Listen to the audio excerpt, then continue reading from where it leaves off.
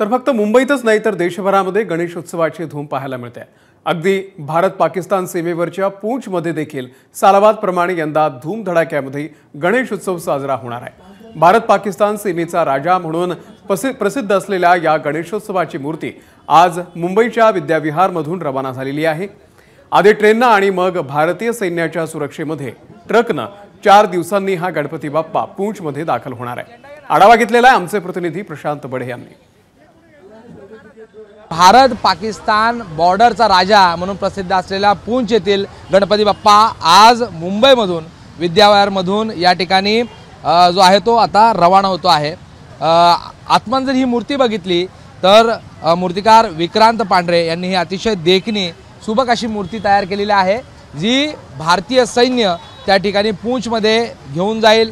त्याचबरोबर वेगवेगळ्या संघटना आहेत आणि मानवाधिकार कार्यकर्त्या ईश्वर दिदी असतील, त्यांचे सर्व छत्रपती आवटी असतील, त्यांचे सर्व सहकारी असतील, यांच्या मदतीने ही मूर्ती आता पूंछमध्ये पोहोचणार आहे। आणि हा सोहळा आपण जर बघितला तर या ठिकाणी खरं तर भारतीय सैन्याची पूंछमधली स्थिती दाखवण्याचा एक छोटासा प्रयत्न या ठिकाणी करण्यात आलेला। आपण जर बघितला हा सेल्फी पॉईंट बनवण्यात आलेला आहे आणि या सेल्फी पॉईंटमध्ये देखील गणपती बाप्पा बसवण्यात आलेला आहे। एकूण जर हा सेल्फी पॉईंट बघितला तर हा एक बंकर आहे, भारतीय सैन्याचा बंकर बनवण्यात आलेला आहे, जेणेकरून विद्यार्थ्यांना मुलांना पूंछमध्ये सैनिकांची काय स्थिती आहे याच्याबद्दलची माहिती या ठिकाणी देण्यात येते आहे। आज हा प्रवास सुरू होणार आहे। माझ्याबरोबर ईश्वर दिदी आहेत।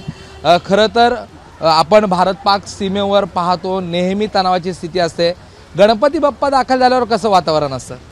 जब से बाप्पा जा रहे हैं तो वहाँ पे पूंछ हमारा बहुत ही प्रगति पथ पे है और मेरे सैनिक भाई जो हैं वो आध्यात्मिक शांति प्राप्त करते हैं और वहाँ पे ये उत्सव मनाते हैं पूरे हर्षोल्लास के साथ।